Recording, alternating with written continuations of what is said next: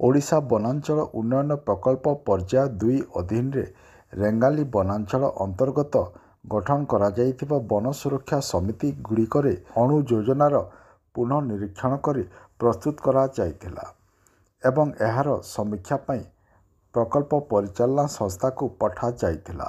ଏହାର ଅଗ୍ରଗତି ସମୀକ୍ଷା ପାଇଁ ପିଏମ୍ୟୁରୁ ଅଣୁ ଯୋଜନା ବିଶେଷଜ୍ଞ ଶ୍ରୀ ଚିତ୍ତରଞ୍ଜନ ମିଶ୍ର ଏବଂ ଦଳପତି ଶ୍ରୀ କୃଷ୍ଣ କୁମାର ନାଭାଲଡ଼ ରେଙ୍ଗାଲିକୁ ପରିଦର୍ଶନରେ ଆସି ଏନେଇ ସମୀକ୍ଷା କରିଥିଲେ ଏବଂ ପରେ ପରେ କୀରାବନ୍ଧ ଏବଂ କାଶିପାଲି ବନ ସୁରକ୍ଷା ସମିତିକୁ ମଧ୍ୟ ପରିଦର୍ଶନ କରି ଲୋକଙ୍କ ସହିତ ଅଣୁ ଯୋଜନା ପ୍ରସ୍ତୁତି ସମ୍ପର୍କରେ ଆଲୋଚନା କରିଥିଲେ।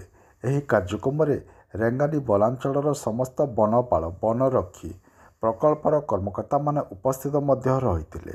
ରେଙ୍ଗାଲି ବନାଞ୍ଚଳ ଅଧିକାରୀ ସୁଜାତା ପଟେଲଙ୍କ ପ୍ରତ୍ୟକ୍ଷ ତତ୍ତ୍ୱାବଧାନରେ ଏହି କାର୍ଯ୍ୟକ୍ରମମାନ ଆଜି ଅନୁଷ୍ଠିତ ହୋଇଥିବା ନେଇ ସୂଚନା ମିଳିଛି।